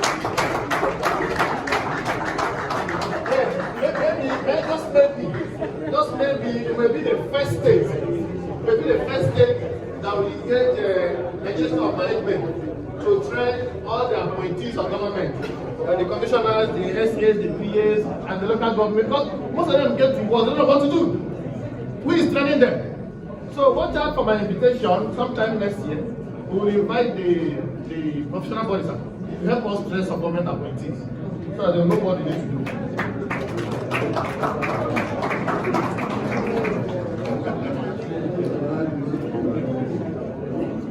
The certification for public office holders. Me as the management partner of Southeast Zonal Commission, Southeast Management Excellence Academy, Civil Service Professionalization, Policy Lab, should issue out policies on various sectors of government and economy, local government governance reform, entrepreneurship management support, ethical leadership campaign, digital governance. And let me just mention two as I round up. One is Young Managers Club. Young Managers Club. You see, there is need to catch them young, catch them early. And I don't think they have managers. They have different clubs, debating clubs, sports clubs in schools. So Nigerian Institute of Management should consider, as one of the company after this program, how to set up this Young Managers Club in secondary school. We can do primary and secondary schools. If it's important to teach them mathematics early, and it's important to teach them sciences early, and it's important to teach them languages early, there's a reason for that. It's also important to teach them management early. Very important to teach them early. And we can develop those curriculum so that they're excited with a mood trial, with the form of a CEO kind of presentation. So we invite those culture in them early enough on fiscal responsibility, time management, and so on. So we need to have this in our secondary schools. It's very important. Then the big idea. The SATI does not really need more political selling. SATI needs managers of systems. How do we deliberately build a new generation of managers, entrepreneurs, and ethical leaders? By catching them young through schools, universities, and youth systems. You see, even when I was doing my masters in Scotland, they had enterprise gym. So we go there every Friday to just learn some skills. We can introduce this into our universities and secondary schools. It's for a reason. And I found out one thing as I end this paper. When my kids were there, when they had this Haiti crisis, so they go to school as they were young, even in nursery, primary. They go to school, 30 minutes, they will play the script of children suffering, dying of hunger, starvation, lack of water in Haiti. I saw those kids crying. Then they will not give them one small nylon. Say, take it to your parents. Let them put 2 pounds so they can send a cup of water to a child in Haiti. 2 pounds to go and give back to the school, to give water to a child in Haiti. So there is no child you raise with such compassion and heart of love that you appoint as commissioner for health, and you will divert the health funds for personal business. It's not possible. I'll give you other examples what they do there to catch them young, and they invite some cultures in them. They grow up with it. You wonder why in their budget, out of budget 100%, the performance of about 96% budget performance there. But our own is almost 30, 25, 30, 40. The other costs are gigantic. Why? It costs more to repair an adult, and it saves time to train a child in the right culture. So let's bring the management culture to our universities, about secondary schools, possible primary schools. And I also make bold to say, whatever the cost will be, I, Dr. Kelechi, will support the Director of Management to ensure that we cover that cost and get it done.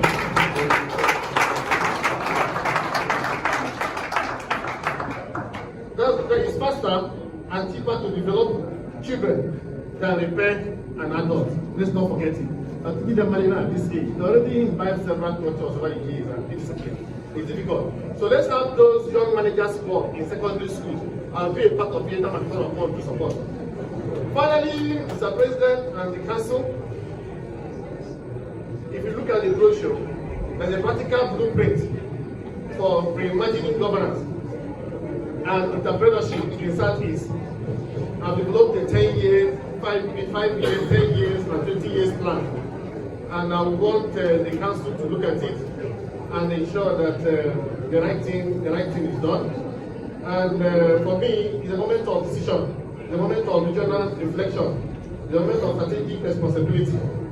And can we deliberately build institutions strong enough to secure our future? We are from this zone, we are from this region, and what happens in the Southeast should be our collective concern. And the questions our children will ask us years after, what did you do when this happened? May it be that we played our part and did our best to ensure that our region is strengthened, institutions are energized, and we're able to build our individual entrepreneurial success into a collective regional bargaining power. This I hope we'll do. Thank you very much and God bless you. Please a round of applause. Please a round of applause. People appreciate you. Keep on doing that. Keep on doing that. No wonder. Our keynote speaker, Kelechi Alosike, he has proven that we are statesman, a visionary, a servant leader. The new mindset, in fact, he is the direction of the state. Kelechi Alosike, no wonder you are probably called the blue chip lawyer. I'm going to understand why that state. Thank you, and thank you. Before the presentation of the flag, and directed by the national president, I hope we all heard him. You ask it? Thank you very much. Because of time, let me simply say that Dr. Alosike's lecture was very relevant, very down to earth, and has provided an agenda for the Nigerian Institute of Management, both nationally and zonal. On this note, we have the permission of our national president. Thank you very much. Thank you very much. We want to present to you on behalf of the Institute and this zone, this certificate of paper presentation. And I want to assure you that it will be followed by a plaque, which will be a memento. So, Dr. Kelechi Alosike, of course, has done justice to his speech, and of course, we have learned a lot. He has also given us some hints by which we can move forward as an institution that controls and regulates the practice of management in all its ramifications. But later, Dr. Alosike, you will see my bill, because you are using our platform also to campaign. So, we'll send the bill later. Thank you. Please, another round of applause. Thank you, Dr. Kelechi Yamasike, the blue chip lawyer. Thank you. As we are taking our seats for the first lead speaker, permit me to recognize and welcome my own friend, Right Honorable Colonel Ugubuya. Colonel, welcome, sir. Forward this, forward that, and incoming. You are welcome, sir. Thank you. Allah, no. On this note, please, we call on the first lead speaker, and the president has just let us to know that the keynote speaker had the weight of time because he's not the keynote speaker. He wants us to plead with the two lead paper presenters to please adhere the time limit of 30 minutes. Just to give us a summary of what they have. And if you wish to know more about Dr. Kelechi Yamasike, the blue chip lawyer, turn your brochure to page 10 and 11. You see my thing there. So please, on this note, permit me to call on the first paper presenter, Dr. Seva Afe. A round of applause for him, please. 30 minutes, yes, we do 30 minutes.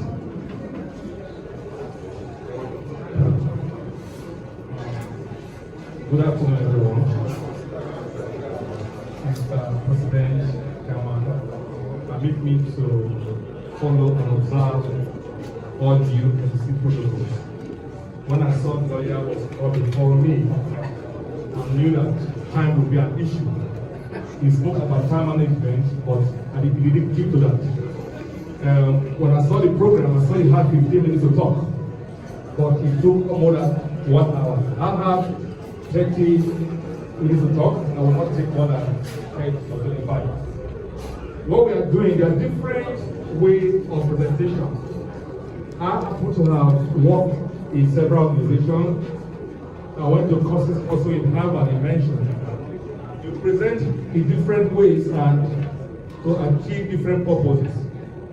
You can present to inform people about information.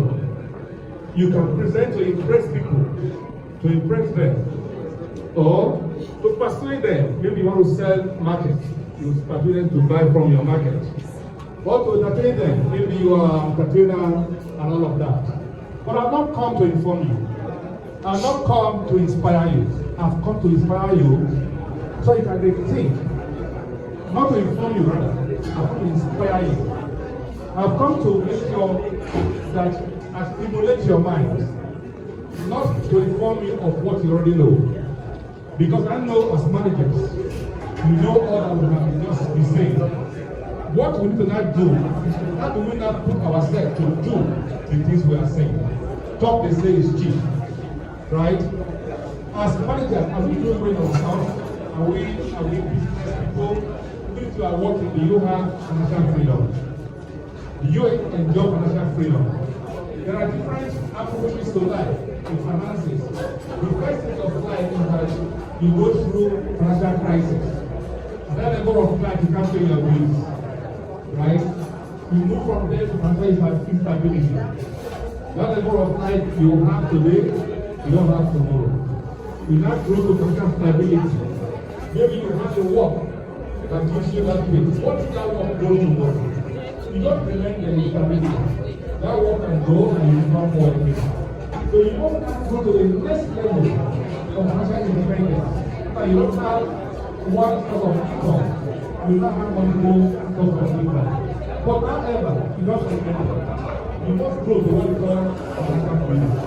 And I know as certain people, you are not enjoying financial freedom. God bless you all. Now, my talk today is to look at the context. What is the context? It's about we know the market, we know the market regulation, we know they are getting transparent, we know who they are because they are getting professional, they are business people that are doing very well. What is the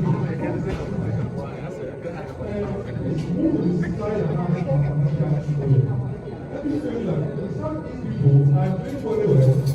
Like the Africa spoke about the paradox that happened here. You are doing so well, but if I compare your last state to the paradox, because the river state of the land, I am still behind. So last state will take off, you are still behind. So what is the impact of what you are doing? You have business to hear and trade and do so on the impact of the thing. Really, you want to do it. Now, I feel like because so you see us, and God will not drop. You can see from that side, let me not what you think, that GDP of the South is Igbo. This is because for MBS 2023, you have to work because they replace their figures by before the final income renewal. So I speak this one to give us a base for discussion. Let's put this in direction. In Igbo State, GDP of Igbo State is about 7.6%. I have grants 5.1. Like that. After 2.5, so 2.2, and so on. So 1.4. So that is 2.8 of GDP. Whereas Lagos State has 3.6 billion. How can 5 states not be able to match Lagos State? That's what I'm saying. I came to inspire you, not to inform you. Now, Lagos State has 3.6 billion. Rivers State has 28.0 billion as GDP. It means that all that we are saying ourselves is our activities, our trade, our everything does not add up to even reach a state in Nigeria. So we must take this. Now, look at the same thing that happens in Nigeria. What gives rise of Nigeria is our businesses, right? That government now draws revenue for, right? River State has RGR of 1.5 billion, whereas all the 50 states has 141 billion. It's a concern to me. We cannot have 5 states not able to meet River State IGR, right, in 1 year. So this must change. Now, what can we do to change this? The last speaker spoke very well on the paradox of this matters. We don't have a system to channel this word. People just make word individually. You can't channel this word to collective sources such that this word can be recorded. That is why we are seeing this figure showing what you are seeing on the board. Historically, go back to the second slide now. Historical overview. What gave rise to the restless spirit of the Southeast people? Why are they so hardworking? Why are they in trade? Why are they in businesses? What happened to them? Now, I spoke on this. I said, this post-independence era. After independence, we now had a lot of global masters who were here at the time to emphasize public administration and trade at that time. So the Southeast could take that position quickly and see how they can build on trade. Then the Civil War, 1970 and such, affected us so much that they need a new way of doing things to build their communities and review their systems. Then they must not get finance in doing this. They went into commerce and trade. We took a different program of 1980 to 1960, also impacted on this. We also have the democratic era, where expansion of governance and structures also aided them to embrace trade. Now, having embraced trade, what is the impact of this trade to their economies? I just showed you the figures of what this trade is impacting and how we are seeing the achievements. Now, the achievements in management here are very, very huge because the DNA of an Igbo man is on businesses. How do I make the next money? But we should not just end on making the next money. How can we leave a good legacy for our country? Today we have countries of the world, Singapore, America, even China, doing so well. You see one company in America, for example, Nvidia, is as huge as Africa as a whole in terms of figures. One company, not one country. So it tells me that we need to do a whole lot more to make our wealth more lasting, right? So in doing this, that is why I have said government innovations must also come to play to also aid and assist business people in building their wealth. I spoke about human capital development, which the last speaker talked about. It's a huge area that we must drive to build our system. Now, he spoke about all the government issues and challenges facing governance and businesses here in the Southeast. Let me not waste time in rehearsing all that he has said, but what he said is quite very germane, in my view. Access to finance, brain drains, weak institutions, government gaps and transparencies, all issues affect businesses in the Southeast. However, we now have to reimagine institutions, reimagine our governance. What is the meaning of reimagine? How do we rethink? Rethink it differently. How do we redesign it? How do we look at it again in a different way? What we are saying today is working, but can we see it differently? If we see it differently, the impact is not as fast as it should be. That is why we must rise up as managers to aid, to assist in building a system that is lasting and have much more impact on the economy. So I'm wanting my time as I speak, so that I don't take it as I said. We must do that. The next slide I will look at is the slide that tells you what government should do. Strengthening local government autonomy and accountability is a key aspect of what government should do. Digital governance in the e-governance system must be embraced. Public-private partnership, PPP, must be embraced. Already being done in different parts of the world, and again in also the Southeast. You can see what happens in Abia State, where Alex Oti is doing so much in this direction. I work with him in First Bank. He was my direct boss in First Bank. I know that he will do very well. And as such, I encourage government to build on public-private partnership. Community-based governance, leveraging town unions and cooperatives as governance partners is a key part of what government will do. And I believe if all these are implemented, Southeast region will have a very good position, right? Now, the innovative hubs are already picking up here in the Southeast. There is one company here in Enugu into innovative hubs. These are systems that will help us build much more wealth for the environment. Market expansion and integration. We must integrate differently.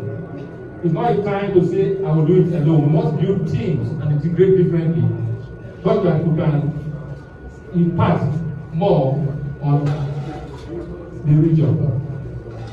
Access to finance, like the last speaker said about grants to businessmen.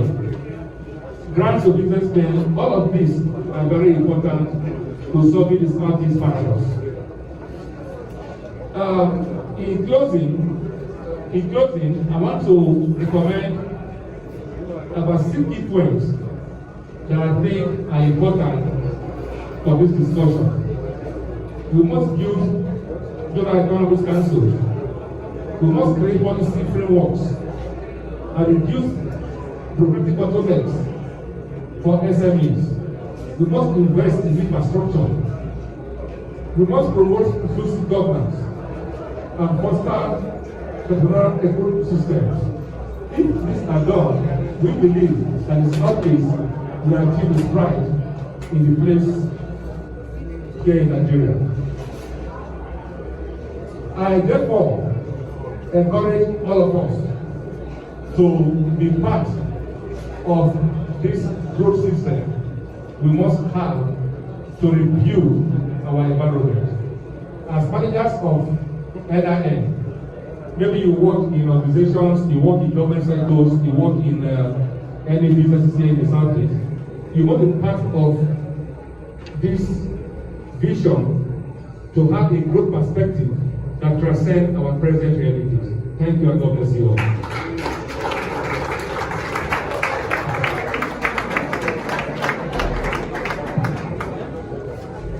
Thank you. But I think we can do better than this. We can do better than this.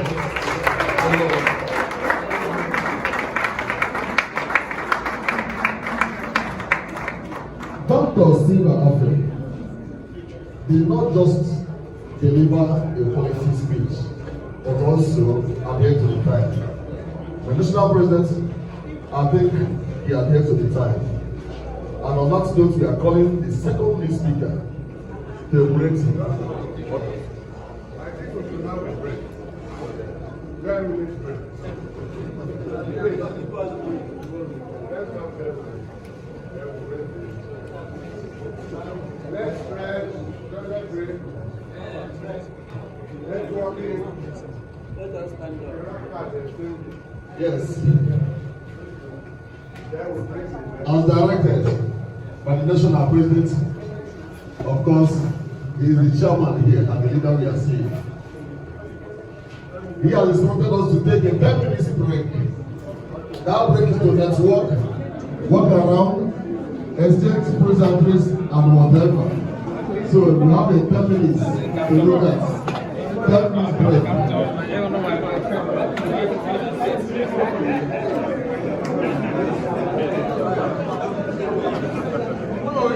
As we return from the break, the second lead speaker will deliver his lecture. There will be award presentations to people of various categories, and of course, the lunch will be ready by then. Don't go far, just stretch. Don't go far, stretch and come back. The lunch will be ready before then. Thank you. Dr. Paul. Light music.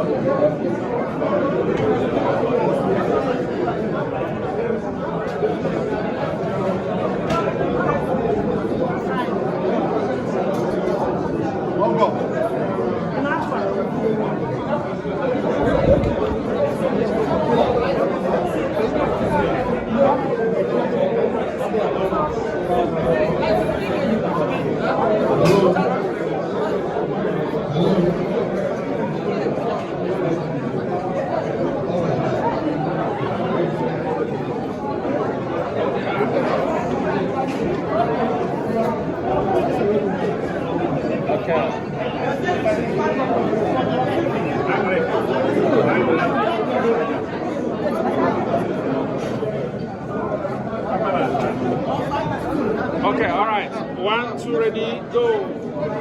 Go. Correct. You just enter. Okay. Okay.